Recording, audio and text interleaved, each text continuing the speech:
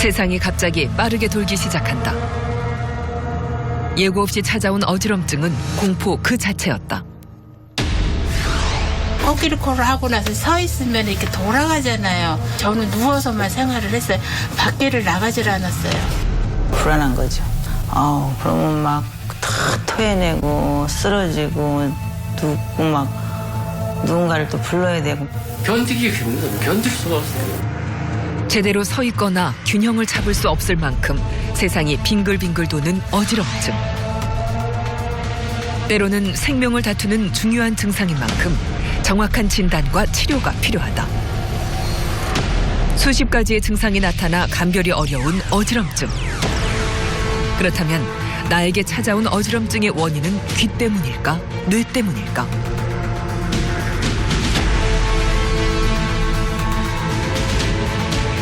생명과 삶의 질을 망가뜨리는 어지럼증을 극복하는 해법은 무엇인지. 내 몸이 보내는 위험 신호. 어지럼증에 대해 정확히 알아보자.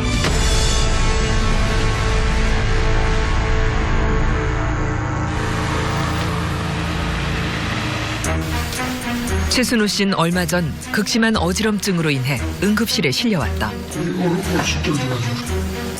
그런데 걸음걸이가 좀 이상하다.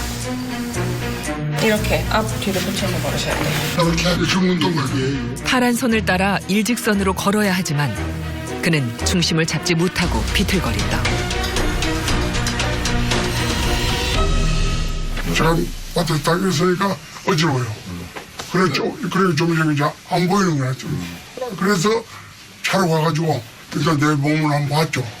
어떤가 보니까 일단 눈이 좀 이상하더라고요. 좀 눈이 그냥 이중으로 보죠. 이중으로. 흐릿하게 이중으로 하시고. 아니 똑같은 건데 이중으로 보여요. 똑같은데 밝긴데 이중으로 보이면서 이렇게 두 개가 왔다 갔다 하니까 잘 안 되는군요. 어지러지죠. 할 거거든요. 눈에 어떤 문제가 있는 건지 검사가 이루어졌다. 안경 이렇게 쓰시고 빨간불 보이죠? 네. 네, 그다음에 이게 초록불 보이죠? 네, 그럼 제가 이게 빨간불 갖다 대면은 초록불을 잡고서 빨간 거에 위에다가 그대로 갖다 대시면 됩니다. 아셨죠? 초록불을 빨간불 위에 맞추면 되는 간단한 동작. 그러나 환자는 빨간불과 동떨어진 곳에 초록불을 비춘다. 눈의 초점이 맞지 않는 것이다. 왜 이런 증상이 생긴 걸까?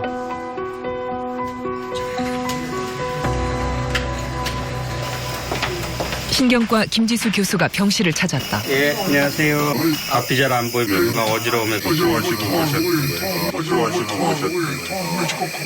제가 한 두 번 정도 밭에서 일하다가 혼자서 옆에서 일을 해도 저만 하는 식으로 넘어졌다 일어나고 정신을 잃고 쓰러졌었던. 아마 그랬을 것 같아요. 그때 그냥 엎어졌다가 앞으로 엎어졌다가 일어나고 이렇게 증상을 듣고 김 교수가 눈의 움직임을 유심히 살펴본다. 왼쪽으로 볼 때 위쪽으로 돌면서 눈이 떨리는 현상들이 좀 보이고, 지금 오른쪽으로 볼 때는 왼쪽 눈이 오른쪽으로 안 돌아가면서 오른쪽에서 이제 눈이 바깥쪽으로 치는 그런 눈떨림이 좀 보이고. 특히 오른쪽 눈동자에 눈떨림 증상이 나타났다. 무슨 문제일까? 이 뇌 경색이 이제 생긴 부위고, 이 귀에서 시작해서 이 중심 잡는 데 관여되는 신경이, 그리고 눈도 움직이는 데 관여되는 신경이 이제 지나가는 그런 통로인데, 이렇게 아주 점처럼 뭐 면밀히 되지 않는 그런 중풍이 지금 이 어지럼증 증상하고 그다음에 눈 마비를 일으키는 그런 이 원인이 된 거거든요. 그래서 보시면서 어지럼증의 원인은 바로 여러 군데 막힌 뇌혈관에 있었다. 예방하는 치료 기저동맥이라고 해서 혈관 이제 하나로 합쳐져서 이제 그 혈관들이 뇌 쪽에 이 혈액순환을 담당을 하는데, 특히 이 뒤쪽에서 올라가는 혈관들의 문제가 있어서 혈액순환에 이상이 있거나 뇌졸중이 오게 되면 어지럼증이 가장 흔한 증상이고 초기 증상입니다. 그래서 이분도 제일 처음에 이제 그 어지럼증, 그다음에 중심 잘 못 잡고, 그다음에 토하고 미식거리고 이런 현상들이 이제 주 증상으로 오셨던 거죠. 다행히 막힌 혈관은 뚫었지만 여전히 어지러운 증상이 남아있는 환자. 눈 반짝. 안구 운동 검사가 이루어졌다. 네, 지금처럼. 시선을 돌리자 양쪽 눈에 서로 다른 반응이 보인다. 그렇게 했어요. 특히 오른쪽을 보려 할 때 오른쪽 눈동자엔 튀는 증상이, 왼쪽 눈동자는 움직이지 않는 마비 증상이 보였다. 뇌에 문제가 있을 때 나타나는 반응이었다. 한쪽 귀에서 문제가 되는 경우들은 망가진 귀의 반대 방향으로 치는 그런 눈떨림이 관찰이 되는데, 뇌 쪽에서 문제가 되는 경우들은 뭐 그런 눈떨림이 보일 수도 있지만 눈이 아래로 친다든지 아니면 위로 친다든지 아니면 방향이 막 바뀌면서 여러 방향으로 친다든지 이런 경우들은 귀에서는 올 수 없기 때문에 이제 그런 눈떨림의 양상을 보고 우리가 아, 이게 귀의 문제구나 아니면은 뇌의 문제구나라는 거를 갖다가 1차적으로 감별을 할 수가 있습니다. 어지럼증 말고도 말이 어둔하다든지 아니면은 뭐 어느 한쪽이 안 보인다든지 아니면 물체가 두 개로 보인다든지 또 한쪽이 마비된다든지 감각이 이상하다든지 이런 증상들이 흔히 동반된다 이렇게 알고 있었는데, 최근에 상당수는 그러니까 한 그 뒤쪽에서 오는 뇌졸중의 한 20% 정도는 다른 증상 없이 어지럼증만으로 생긴다는 거죠. 사실 최순호 씨가 이런 어지럼증을 느낀 건 이번만이 아니다. 뇌졸중으로 쓰러지기 전 이미 지난 5월에 또 한 번의 아찔한 어지러움을 경험했다. 좋아요. 앞이 안 보이고 고통나고 그리고 그냥 어지러워지는 거죠. 심장 한대 잠깐 원인은 바로 부정맥이었다. 심장 박동기를 삽입한 최순호 씨. 그렇다면 부정맥의 어지럼증은 어떤 특징이 있는 걸까? 심장에서 혈액을 짜주질 못하니까 뇌로 가는 혈액이 부족해지게 되는 거죠. 뇌 기능들이 전체적으로 이제 떨어지니까 어지럼증이 느끼는데, 이런 심장 쪽에서 오는 어지럼증은 이제 우리가 흔히 이 어지럼증이 이제 빙빙 도는 경우들도 있고, 이렇게 더 흔한 경우들은 아딱해지면서 이렇게 기절할 것 같은 느낌들, 그러면서 꼭 우리가 실신할 것 같은 그런 느낌으로 오는 경우들이 많고, 또 경우에 따라서는 실제로 실신으로 이어지는 경우들도 있습니다. 뇌졸중이나 부정맥의 어지럼증은 아무런 예고 없이 갑작스럽게 발생한다. 뇌졸중의 경우엔 마치 멀미가 나듯 심하게 어지럽고 사물이 두 개로 보이는 복시 현상과 극심한 두통이 동반되기도 한다. 부정맥의 경우엔 아찔한 어지러움을 경험하게 되는데, 호흡이 곤란하거나 가슴이 두근거리고 심한 경우 실신하게 된다.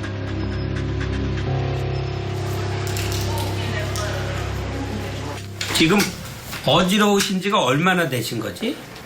지금 서너 달 되는 거 한 같아요. 서너 달 되셨대요? 네. 혈압을 인위적으로 올리는 거기 때문에. 박종식 씨는 몇 달 전부터 앉았다 일어서면 심하게 어지러워 외출이 두렵다. 아무리 누워있으면 뭐 어지럽거나 그런 건 없는데 이제 일어나면 어지러워요.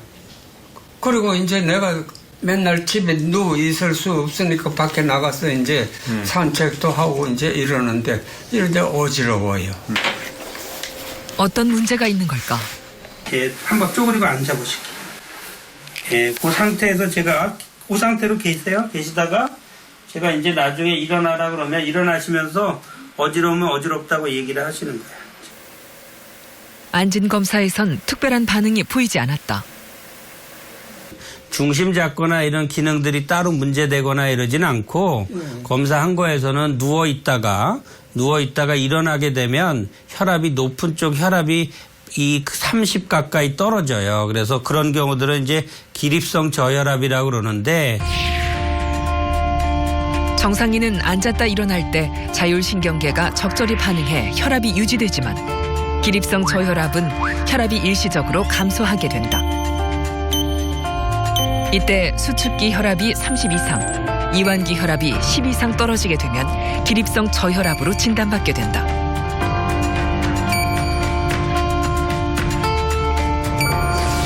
순간적으로 반면 이석증은 자세가 바뀔 때 1분 이내로 짧게 증상이 나타나는 차이가 있다. 그렇다면 메니에르는 어떻게 치료해야 할까? 일상생활에 지장일 정도로 반복이 된다면 약물 치료해야 됩니다. 그 약물로 대표적인 것이 이뇨제입니다. 내 림프 안에 있는 물을 외 림프로 끌고 나가는 어떤 그런 기준의 약물들을 이뇨제를 처방을 하게 되고, 두 번째로 우리가 중요하게 쓰는 약물들은 그 혈류개선제입니다. 이제 혈관확장제를 갖다가 사용을 해서 내의 어떤 혈류개선을 통해서 어떤 이런 증상이 가라앉히지 않으면 하는 것들이 우리가 메니에르 병이 있을 때 유지하게 되는 그런 약물 치료가 됩니다. 아니면 병실에 올라가시는지 않은데. 하지만 메니에르를 치료하기 위해선 약물 치료보다 더 먼저 해야 하는 것이 있다. 어지러울 때는 일단 지금처럼 일단 쉬는 게 지금 제일 첫 번째 해야 될 거지만, 평상시에 싱겁게 잡숫고 물을 많이 드세요. 그리고 이게 생기는 이유들이 되게 있어요. 그냥 멀쩡히 있다가도 생기기도 하지만 전날 밤샌다든지 스트레스 받고 좀 힘이 드는 경우에 좀 더 잘 생겨요. 그러니까 평상시에 생활습관 관리를 좀 잘 하시고요. 현대인들이 겪는 피로와 스트레스, 불면증은 어지럼증을 일으키는 원인이 되고, 술과 카페인, 또 담배와 고염식의 자극적인 음식 등은 메니에르 병을 악화시킨다. 특히 염분 섭취는 각별히 주의해야 한다. 이 내림팡을 갖다가 압력을 줄이기 위해서 하는 방법이 저염식입니다. 몸에 있는 소금이라고 하는 것은 어떤 그만큼의 물을 끌고 다닙니다. 그래서 식이 중에서 소금을 줄이면 그만큼 물이 줄어들지 않을까 하는 그런 취지에서 쓰는 거고요. 퇴원 후 집으로 돌아온 정춘자 씨. 제일 먼저 바꾼 것은 바로 식습관이다. 교수님 말씀이 더 싱겁게 먹으라고 하더라고. 평소에 먹었던 것보다도. 그래, 이렇게 나이가 먹으니까 간도 짜지긴 하더라고요.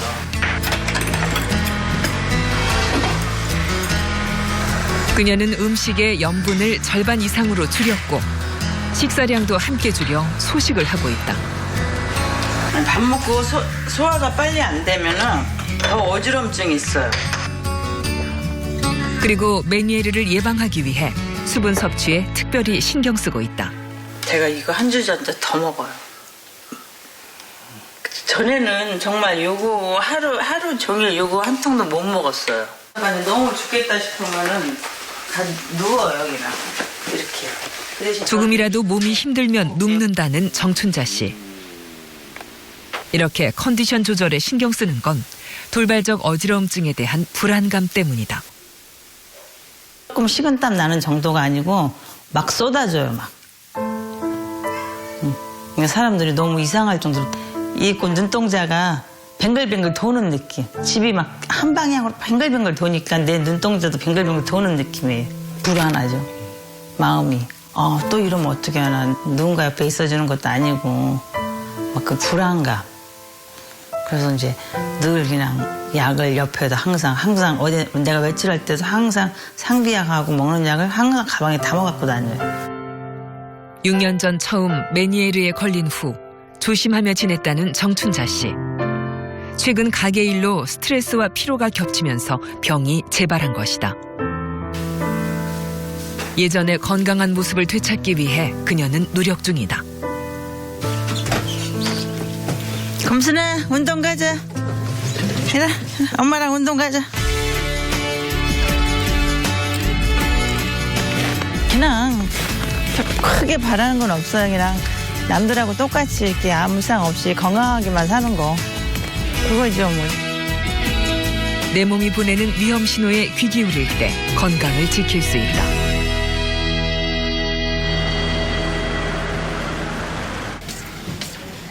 메니에르는 만성적으로 나타날 경우 치료가 어려운 질환 중 하나다. 20대 젊은 환자, 잦은 어지럼증에 몹시 지친 상태다.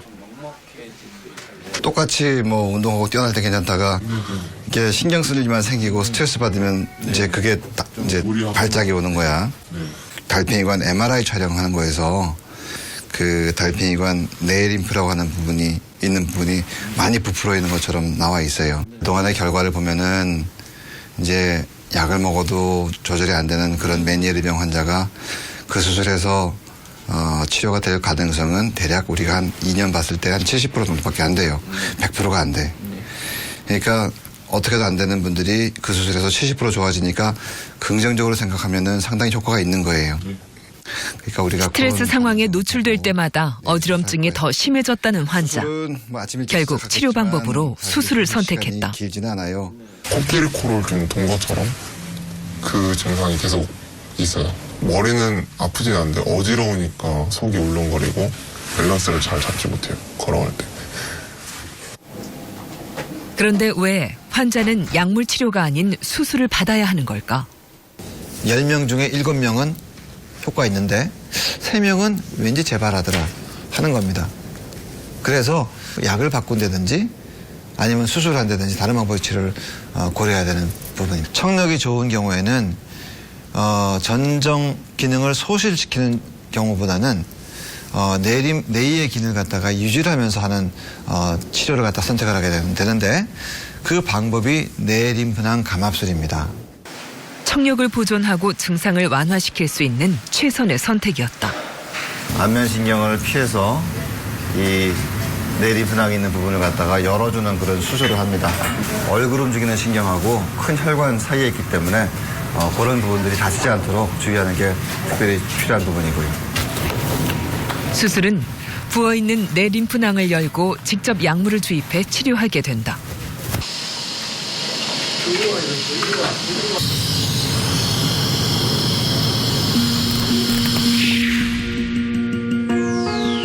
황준혁 환자에게 시행되는 내 림프낭 감압술은 먼저 귀 뒷부분, 측두골 일부를 드러내 길을 열어준다.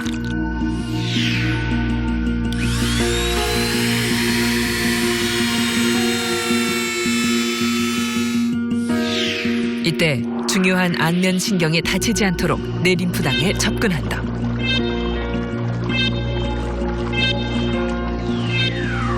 비정상적으로 부풀어 오른 내 림프낭을 절개해 필름을 넣어준다. 삽입한 필름이 림프에게 배출을 도와 귀의 압력을 낮추는 원리로 뇌로 전달되는 신호가 정상화되고 이렇게 하면 며칠 후 어지럼증은 사라지게 된다.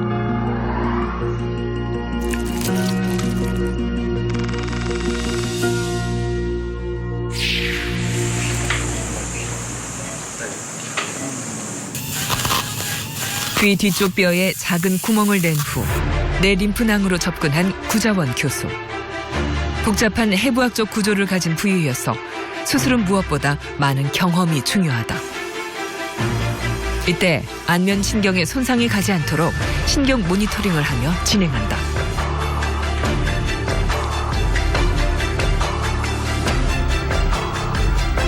이제 의료용 필름을 T자 모양으로 잘라 부어있는 내 림프낭에 밀어넣어 림프에게 배출을 원활하게 한다. 마지막으로 스테로이드 약물이 묻은 젤라틴 성분의 스펀지를 내 림프낭에 직접 투약하는데 스테로이드를 복용할 경우엔 전신에 영향을 미치지만 수술로 직접 투약하게 되면 그 부위에만 효과적으로 쓰여 부작용을 줄일 수 있다. 환자는 수술 후에도 추적 관찰이 필요하다. 이 수술 자체도 수술을 하고 난 이후에 청력도 떨어질 수 있고 그리고 오히려 직후에는 평상시와는 다른 어지럼이 한 일시적으로 수술 후에는 생기는 경우가 대부분입니다. 그래서 한 2, 3일 정도는 병원에서 어지럼이 어떤 양상으로 변하는지 혹은 또 굉장히 심한 이석증이 생길 수도 있습니다. 왜냐하면은 이제 그쪽 이석이 있는 분하고도 연결되어 있기 때문에 그래서 그런 게 생기지 않는지 확인을 하고 그리고 적절한 약물 치료하고 또 뇌 혈류가 부족해지면서 눈앞이 캄캄해지거나 심한 경우 주저앉을 정도의 어지럼증이 발생하게 된다. 기립성 저혈압 같은 경우에는 이제 연세 드신 분들 또 당뇨 이런 것들이 오래돼서 이쪽 말초 이 신경에 이상이 있거나 아니면은 이제 자율신경 기능에 이상이 있으신 분들, 그다음에 약제 중에서는 심장약이라든지 이 혈압약 이런 것들이 문제가 되고요. 특히 전립선 약을 이제 드시는 분들이 흔히 그런 기립성 어지럼증 이런 것들을 호소하게 됩니다. 제일 중요한 게 이쪽 그 허벅지하고 이쪽 이 장단지 쪽에 이쪽에 근육을 키워야 돼요. 이쪽에 근육이 튼튼해야지만 이 누웠다 일어나거나 앉았다 일어날 때 혈압 떨어지는 걸 갖다 막을 수 있단 말이에요. 그러니까 댁에 가셔서 우선은 단순히 걷고 이런 것만으로는 해결이 안 되고 이쪽 다리 쪽에 헬스, 근력 운동을 하셔야 돼요. 기립성 저혈압을 예방하기 위해선 무엇보다 허벅지 근육을 키우는 것이 중요하다. 근육량이 가장 많은 허벅지 근육은 우리 몸의 혈액순환을 돕는데 특히 기립성 저혈압으로 인한 낙상의 위험도 방지할 수 있다.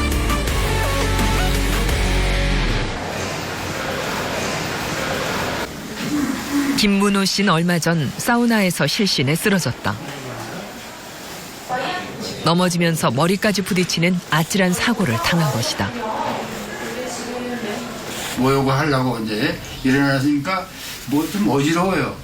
어지러워서 그런데 목이 마르더라고요. 목욕탕 밖에 가서 물을 떠서 마신 것까지 기억하는데 그냥 쓰러진 거예요. 이석증이었다. 다행히 뇌에는 문제가 없지만 실신 후 어지럼증은 계속되고 있다. 원인을 찾기 위해 안진 검사가 이루어졌다. 빨간 점을 눈으로 깜빡이지 마시고 고개를 좌우로 흔들자 환자에게 눈떨림이 나타난다. 뇌가 아닌 다른 곳에 문제가 생긴 것이다. 이 혈관이 확장돼가지고 정신을 잃고 쓰러지신 건데 지금 어지럼증은 그때 쓰러지면서 머리를 부딪힌 다음에 그 충격 때문에 이석증이 생겼어요. 처음엔 뇌졸중을 의심했지만 뇌진탕에 의해 뒤에 있는 이석이 떨어져 나오면서 어지럼증이 생긴 것이다. 우리 귀 속엔 세반고리관과 함께 평형 기능을 담당하는 이석기관이 있다. 이곳엔 몸의 균형을 잡는 먼지 크기의 수십만 개의 작은 돌들이 붙어 있는데 이것이 바로 이석이다. 노화나 외상, 바이러스 감염으로 인해 이석이 세반고리관 안에 들어가면 평형감각 세포를 자극해 어지럼증이 발생한다.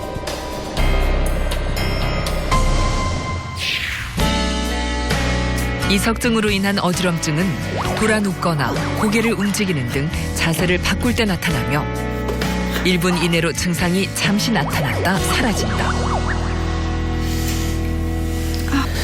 일반적으로 어지럼증이 심하냐 아니면 경미하냐는 그 어지럼증을 일으키는 그런 질환에 경중하고는 상관없는 걸로 돼 있습니다. 그래서 어지럼증이 심하면 위험한 병이고 아니면 어지럼증이 뭐 경미하게 오면 별로 뭐 대수롭지 않게 여겨도 된다 이런 거는 아닙니다. 그러니까 자세가 바뀔 때만 오는 일시적으로 반복되는 어지럼증은 대개는 이석증이다 이렇게 판단을 드렸고 말씀을 드렸고 가만히 있어도 오는 어지럼증일 경우에는 조심해야 됩니다. 하루 이틀이 지나더라도 어지럼증이 좋아지지 않고 지속된다거나 아니면 갈수록 더 심해진다. 이런 경우들은 귀 질환보다는 뇌 질환들을 시사하는 그런 소견들이기 때문에 그런 경우들은 조심해야 되고 또 전문의의 진찰이 반드시 필요하다고 볼 수 있습니다.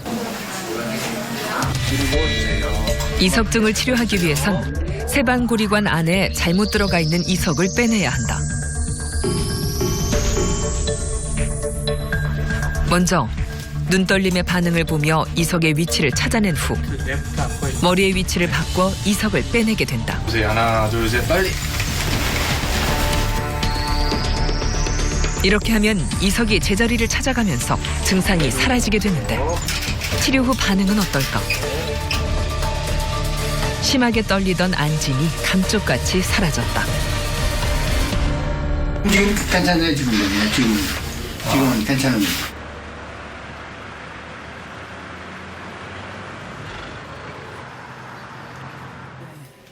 한 번 어지럼증을 경험한 환자들은 재발에 대한 두려움을 크게 느낀다. 고개를 내가 의도적으로 이렇게 숙일 때는 괜찮은데 무릎을 갑자기 팍 숙이면 또 이렇게 어지러워요. 왼쪽으로 흘리고 눕습니다.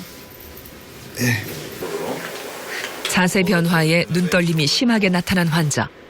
예, 지금 미식미식하고 예, 어지러운 거 많이 있고 어저께 그저께 경험한 게 이런 느낌이죠?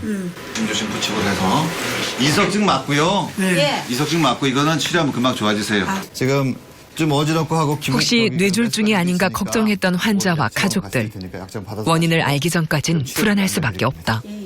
처음 발병, 6, 7년에 처음 발병했을 때는 응급실에 실려왔어요. 여기를 한 일주일 안정하고 난 뒤에 좀 좋아졌는데 이게 좀 무서운 게 그때 생각이 자꾸 나니까 이게 조금만 이렇게 움직여도 이상하면은 그건가 싶어서 이제 소위 트라우마랄까요? 그런 게 제일 참기 힘들어요.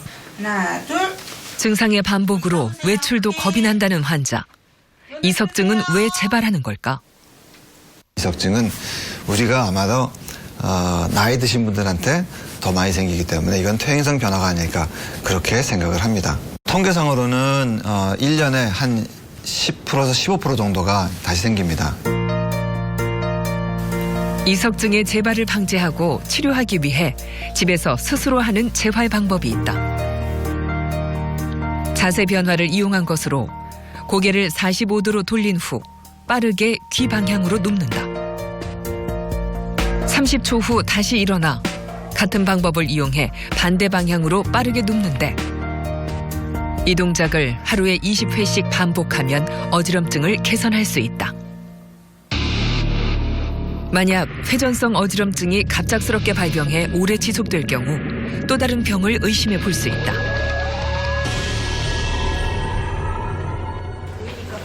눈도 뜰 수 없을 만큼 어지럼증을 느끼는 환자.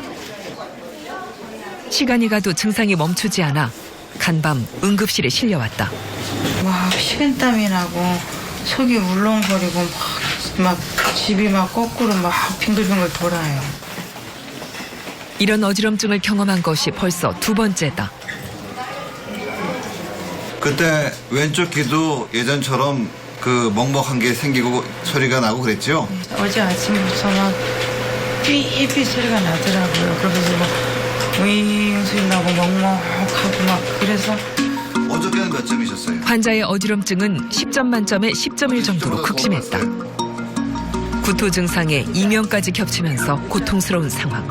어떤 문제가 생긴 걸까? 힘들 거예요. 다른 데 보지 말고 점만 주시하세요. 먼저 안구 운동 검사가 이루어졌다. 울렁거려요. 물 들어가면 아까 말한 대로 어지러워요. 조금 참으세요. 시작합니다. 이번엔 귀에 차가운 물과 뜨거운 물을 번갈아 넣어 안진의 반응을 보는 온도 안진 검사가 이루어졌다. 예, 돌아요. 그러자 오른쪽 방향으로 눈동자가 심하게 튀는 모습을 보였다. 그런데 검사 결과 청력에 문제가 발견됐다. 왼쪽이 지난번에 듣는 거에 비해서 점수가 한 10점 정도 떨어졌어요. 달 전에 오셨을 때 비해서 왼쪽 귀에 청력이 떨어진 환자. 원인은 무엇 때문일까? 달피ing관에 있는 뇌림프의 압력이 상당히 올라가 있는 이제 그런 소견을 이제 확인할 수가 이제 있었습니다. 그래서 이분 같은 경우에는 전형적인 메니에르병이라고 생각을 하고. 이석증과 마찬가지로 메니에르병은 평형기관에 이상이 생겨 발생한다. 세방고리관과 이석기관은 림프액이란 액체로 차 있는데 림프액이 생성되고 흡수되는 과정에서 액체가 과도하게 고이면 귀 속의 압력이 점점 높아진다. 이때 귀가 꽉 막히고 먹먹해지면서 잘 들리지 않게 되는데 결국 평형감각세포가 비정상적으로 작동되면서 어지럼증이 생기는 것이다.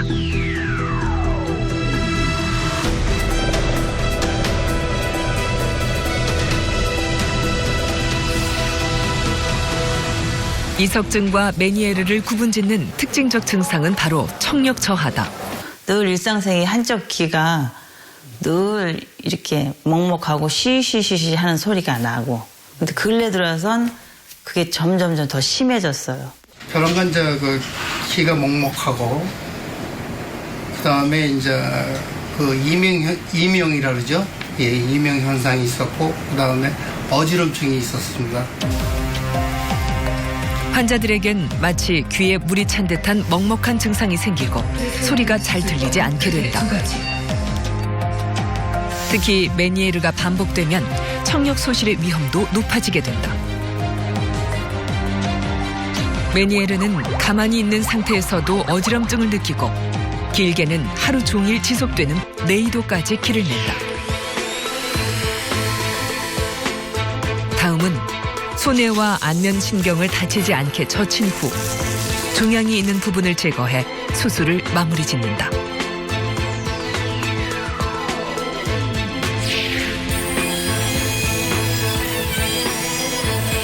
청신경 종양의 경우 귀의 구조를 잘 알고 있는 이비인후과에서 먼저 종양의 위치까지 길을 열어주는 것이 중요하다. 구자원 교수는 혈관과 신경들을 보존하며 조심스럽게 접근한다. 수술 중 안면 신경에 이상이 없는지 신경 자극기로 체크하며 진행한다.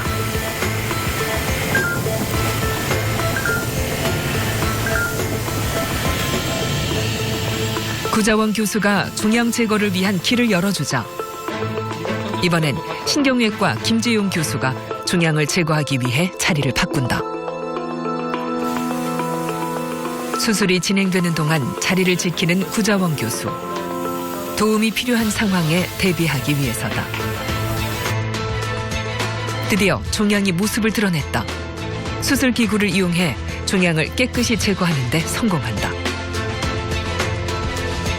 이제 환자는 어지럼증의 공포에서 벗어날 수 있을 것이다. 원인이 뚜렷한 어지럼증은 치료가 쉽지만 그렇지 못한 어지럼증은 환자 스스로 방법을 찾기가 쉽지 않다.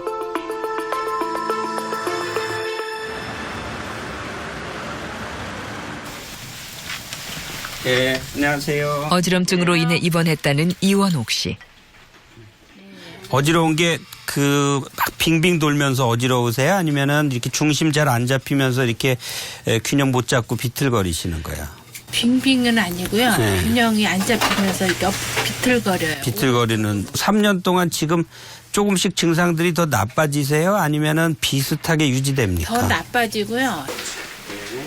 3년간 어지럼증으로 외출도 힘들었다는 환자.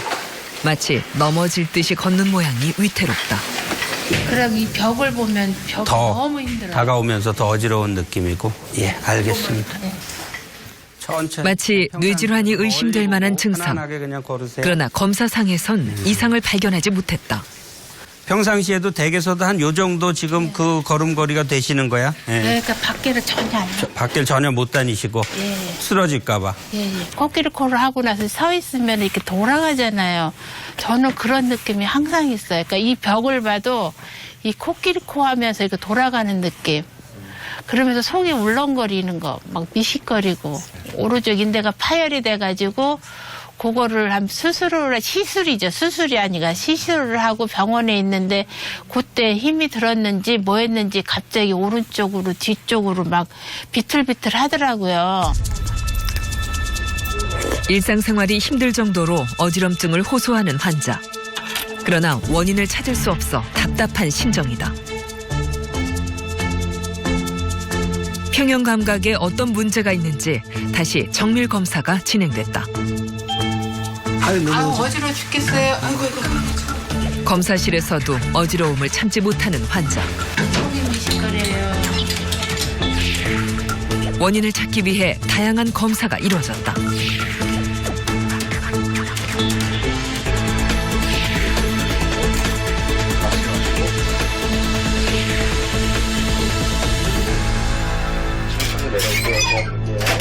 그 뇌 쪽이나 귀 쪽에 문제가 없는데도 불구하고 본인이 느끼는 어지럼증이 3개월 이상 지속되는 경우를 저희가 만성 주관적 어지럼증 이렇게 흔히 얘기합니다. 어지럼증을 겪고 난 다음에 그 어지럼증으로 인한 트라우마라든가 불안감 이런 것들이 이제 해소가 되지 않으면 뇌 회로 중에서 이 어지럼증 중심 잡는 기능에 관련된 회로들이 매우 활성화돼 있고 비정상적으로 작동을 합니다. 한번 경험한 어지럼증이 트라우마처럼 남아 실제로 전정기능 저하가 일어난 이원옥 씨. 정신과 진료가 이어졌다.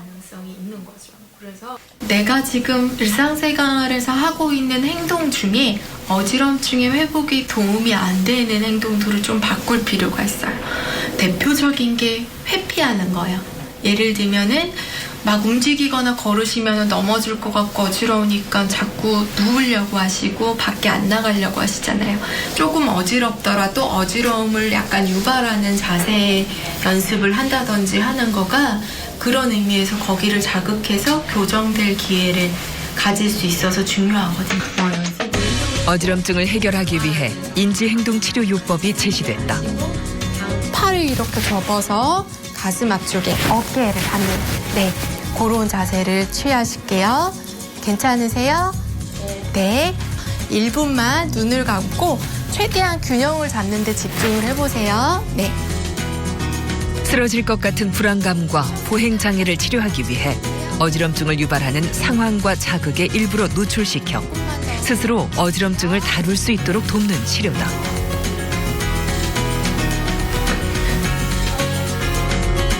먼저 벽을 보고 손이 닿을 정도의 거리에 서서 양발을 모으고 팔을 가슴에 붙인다.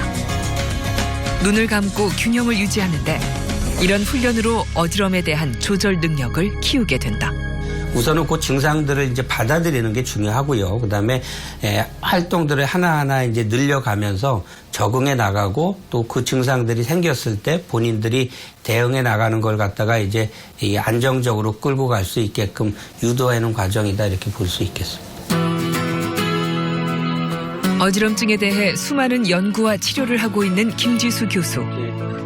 사실 그 역시도 극심한 어지럼증을 경험해본 환자였다.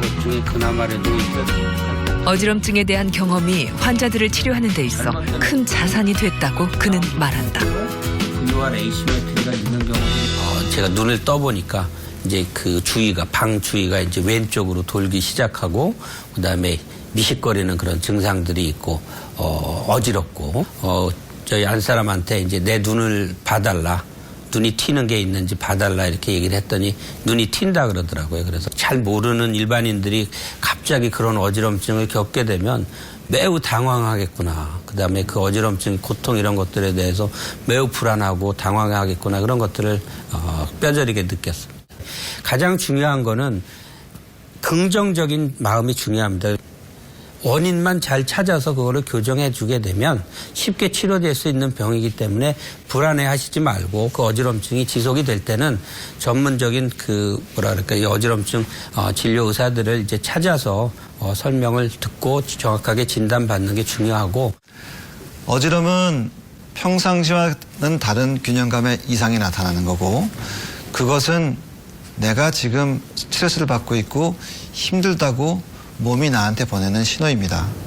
자, 그런 신호를 갖다가 무시하고 계속 과로하고 잠 안 자고 무리하다 보면은 더 큰 병이 생기고 더 큰 어지럼증으로 더 고생을 할 수 있습니다. 그렇기 때문에 몸이 보내주는 신호를 적절히 받아들여서 내가 쉬고 내 몸을 정비할 수 있는 그런 계기로 삼는다면은 오히려 어지럼이 본인의 건강에 더 도움이 되는 그런 계기가 아닐까 생각이 됩니다. 내 몸의 균형이 무너질 때 우리 몸은 중요한 신호를 보낸다. 치열한 경쟁 사회 속에서 건강은 늘 뒷전으로 생각했다. 어지럼증은 건강을 돌보기 위한 기회일 수 있다. 방심하는 사이 삶을 무너뜨리는 어지럼증.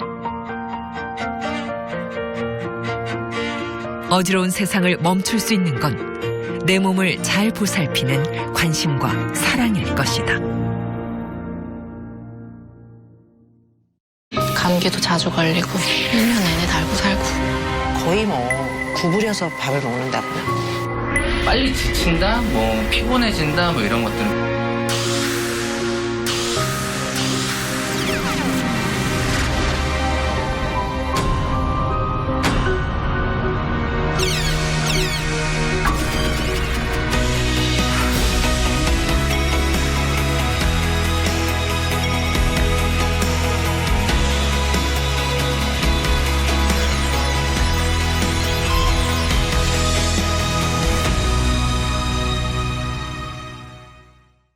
상태가 안정되는 걸 보면서 하게 됩니다.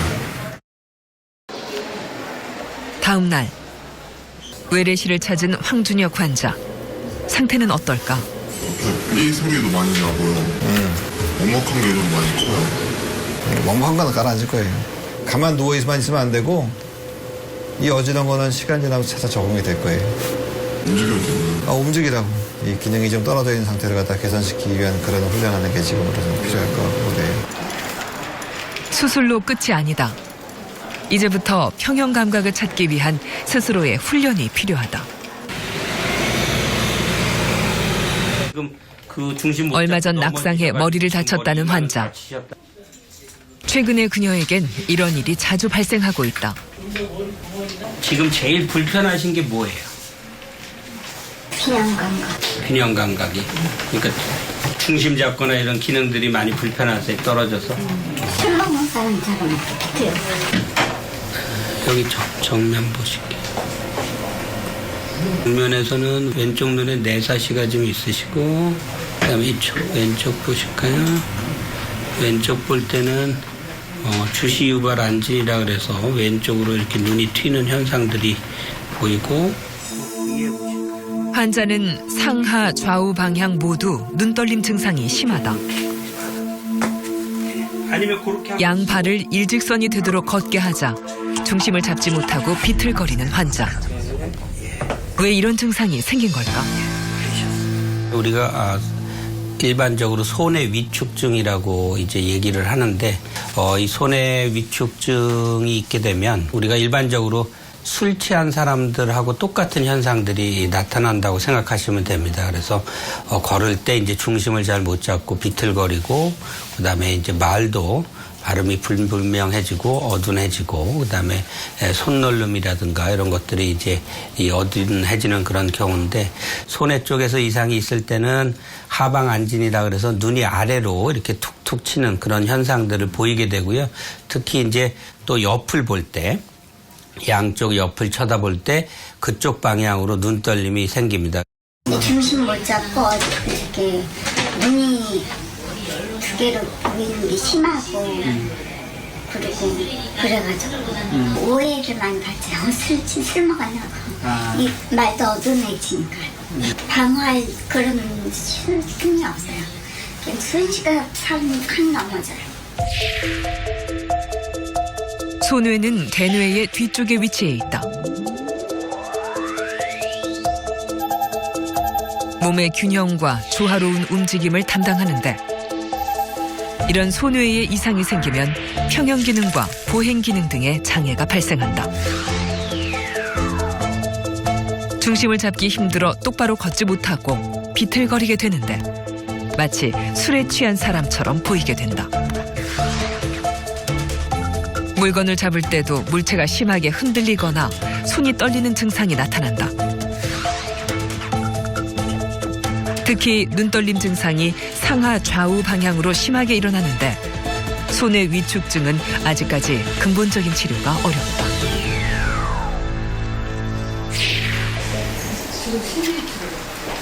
명재 씨는 특히 사물이 두 개로 보이면서 어지러움을 더 크게 느끼고 있다. 이렇게 걷는 동작뿐 아니라 손 동작 역시 점차 둔해지고 있는데, 운동 기능의 저하가 어지럼증과 함께 동반되는 경우엔 그 원인으로 뇌질환을 반드시 의심해 봐야 한다. 올라오고 귀에서 문제가 돼서 오는 어지럼증 같은 경우에는 암만 어지러워도 제가 가만히 앉아 있을 수 있고, 또 이제 살살 일어서 쓰면 또 그 서 있는 자세를 유지할 수 있습니다. 근데 뇌에서 문제가 되는 경우들은 물론 잘 서 있는 경우들도 있지만 중심을 못 잡고 앉은 자세를 유지하지 못하고 막 쓰러진다든지 서 있을 때 픽픽 넘어진다든지 이런 경우들은 귀에서 문제가 되는 경우들은 굉장히 드뭅니다. 그래서 그 자세 불안이 얼마나 심한가 갖고도 이게 뇌의 문제냐 아니냐를 갖다가 판단하는데 도움이 될 수 있습니다. 우리 몸의 균형과 평형 감각을 담당하는 귀와 뇌. 귀에서 발생하는 회전성 어지럼증과 달리 몸의 중심을 잡지 못하고 비틀거리며 쓰러지는 어지럼증은 뇌가 보내는 위험 신호일 수 있다.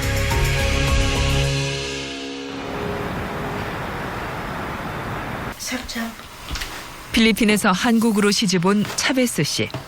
6개월 전부터 극심한 어지러움증으로 일상생활이 불가능한 상태다. 두 아이를 남편에게 맡겨두고 언니 집에서 요양 중이다. 임신성 빈혈이라고만 생각했던 것이 큰 오산이었다.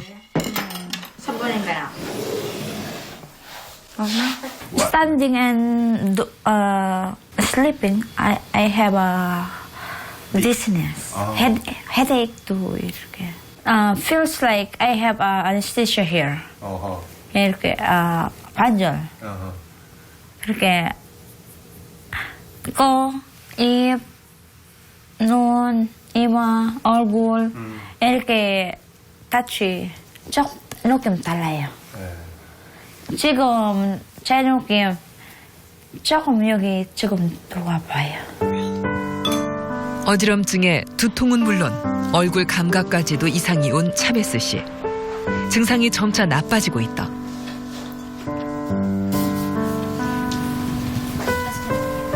누군가의 도움 없이는 이동도 불가능한 상태.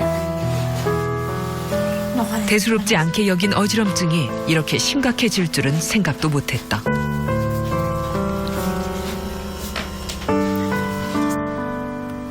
생후 6개월 된 아이까지 떼어놓고 나온 엄마의 심정은 이루 헤아릴 수가 없다.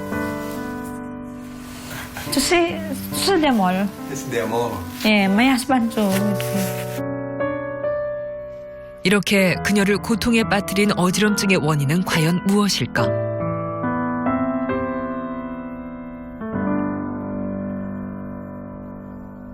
차베스 씨가 진단을 위해 구자원 교수를 찾았다.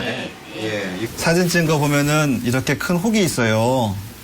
이 혹이 작은 뇌도 누르고 우리 뇌관도 누르고 하기 때문에 잘 안 들리는 것도 있고 어지럽고 중심 못 잡고 그랬던 거예요. 이 해보세요. 우 해보시고. 극심한 어지럼증에 안면 마비까지 나타난 건 바로 청신경에 약 4.5cm에 이르는 커다란 종양이 생겨서다. 소리를 듣고 몸의 중심을 잡는 청신경, 뇌신경 중에서 5번, 7번, 8번이라고 하는 3개의 뇌신경이 약간 마비가 있고 그다음에 손해가 눌려 있어서 지금 중심 잡는 것들도 잘 안 되고 그래요. 뇌이와 연결된 제8번 뇌신경은 달팽이관 신경과 전정신경으로 구성된다. 이 신경의 막에 생긴 것이 바로 청신경 종양이다. 차베스 씨는 이곳에 약 4.5cm의 종양이 소뇌와 뇌관을 누르고 또 청신경을 압박해 청력이 떨어진 상태다. 특히 전정신경과 소뇌도 누르고 있어 어지럼증과 포행실조, 구토 증상이 나타났다.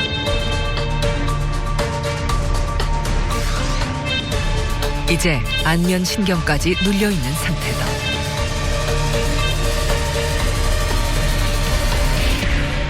맞아. 그거 그랬었죠. 그건 치료가 다 했다고. 양성이지만 이대로 두면 점차 안면마비 증상이 심각해질 수 있어 종양을 제거하기로 했다.